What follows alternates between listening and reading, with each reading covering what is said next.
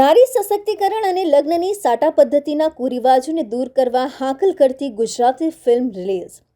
વર્તમાન સમયે 21મી સદીનો અત્યાધુનિક માનવામાં આવે છે. વિજ્ઞાન અને ટેકનોલોજીના યુગમાં પણ ઘણા કુરિવાજો સમાજમાં સડો ફેલાવી રહ્યા છે. ત્યારે આ કુરિવાજો પર અંગુલી નિર્દેશ કરતી ગુજરાતી ફિલ્મ લાઈફ એક સેટલમેન્ટ રિલીઝ થઈ છે, જેમાં સમાજમાં સ્વચ્છતાથી લઈને નારી સશક્તિકરણ અને સાટા પદ્ધતિથી થતા લગ્ન અંગે જનજાગૃતિનો સંદેશો આપવામાં આવ્યો છે.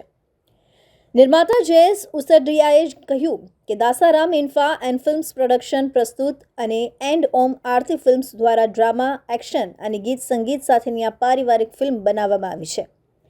લાઈફને સેટલમેન્ટ તરીકે નહીં, પરંતુ ઉત્સવની જેમ જીવવી જોઈએ. સમાજના સળગતા પ્રશ્નોને ઉજાગર કરવાનો પ્રયત્ન કરવામાં આવ્યો છે. આ ફિલ્મમાં નિર્માતા પ્રવીણ સોલંકી છે અને દિગ્દર્શક ઘનશ્યામ તળાવિયાએ કર્યું છે. ફિલ્મના કલાકાર શ્વેતા સેને કહ્યું કે આ ફિલ્મમાં મમતા સોની, પ્રેમ ગઢવી સહિતના કલાકારોએ અભિનય આપ્યો છે. આ ફિલ્મ પારિવારિક ફિલ્મ બનાવવામાં આવી છે.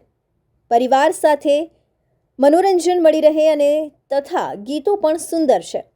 ગીતો કુમાર શાનુ, પાર્થિવ ગોહિલ, સાગના સરગમ, પામેલા જૈન જેવા બોલિવૂડના ગાયકો દ્વારા ગાવામાં આવ્યા છે. ફિલ્મમાં સુરતના નાટક જગતના દિગ્ગજ કલાકારો પણ છે.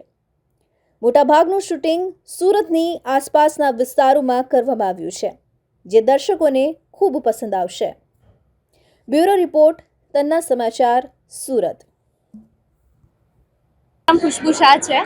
જનરલી હું આલ્બમ કરું છું અને આ મૂવી મેં જ્યારે કર્યું ત્યારે મને એવું એક રિયાલિટી લાગી લાઈફની, કે રિયલમાં જે અત્યારની જે ગૃહિણીઓ છે કે જે ઘરની અંદર રહીને રિયલમાં એક સેટલમેન્ટ જ કરી રહી છે.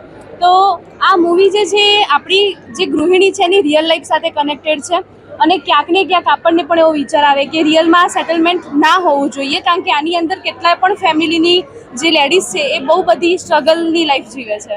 ખુશ્બુનો નવો અવતાર કહી શકાય.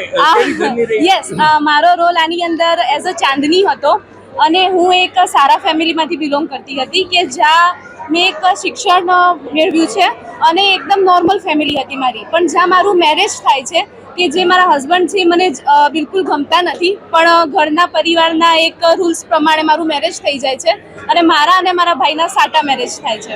તો મને એવું લાગે છે કે મારા ઉપર આ એક બોજ છે, પરંતુ હું મારા મા બાપને પણ નથી સમજાવી શકતી, કારણ કે એમને ક્યાંક ને ક્યાંક એક સેટલમેન્ટ કરેલું છે. હું છું સંજય પટેલ.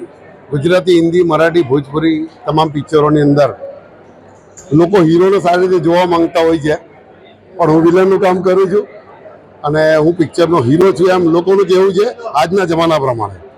અને સેટલમેન્ટ મૂવીની અંદર સરસ મજાના ઘનશ્યામભાઈના રાઇટિંગ, સોંગ્સ અને સરસ મજાનું પિક્ચરાઇઝેશન કરવામાં આવ્યું છે.